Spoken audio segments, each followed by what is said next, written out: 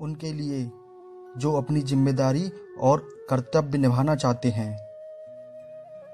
जब तुम यह जान जाते हो कि तुम्हारे लिए, जीव के लिए कितनी आवश्यक है शांति, कितनी प्राथमिक है मुक्ति,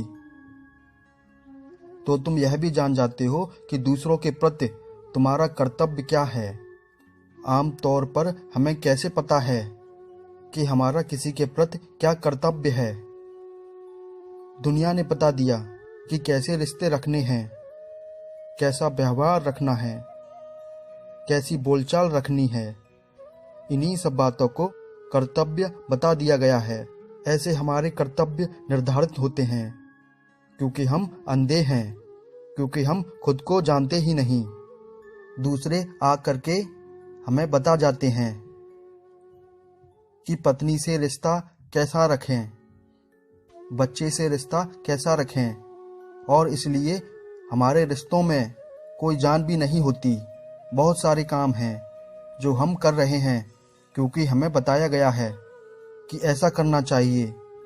लेकिन जिसे स्वधर्म पता है, जो जानता है कि आदमी के लिए अच्छी से अच्छी, ऊंची से ऊंची क्या चीज़ है, वह फिर यह भी जानता है उसके भाई के लिए, बहन के लिए, माँ के लिए, पिता के लिए, बीवी के लिए, बच्चे के लिए भी ऊंचे से ऊंची चीज़ क्या है। जिसको स्वधर्म पता है उसको यह भी पता है कि जो उसको चाहिए वही तो दुनिया में सबको चाहिए ना। तो अब इस बात से उसके कर्तव्यों का निर्धारण हो जाता है। उसके कर्तव्य ऐसे आते हैं कि तुम कहते हो जो मुझे चाहिए वही तो मेरे भाई को चाहिए। तो फिर मेरा भाई के प्रति कर्तव्य क्या है कि जो मुझे मिल रहा है वह मैं अपने भाई को भी दूं, वह मैं अपने भाई को भी बांटूं और किसी भी तरीके से भाई को भी उसी मंजिल तक पहुंचाऊं जहां पहुंचने के लिए मैं आतुर हूं। यह कर्तव्य हुआ।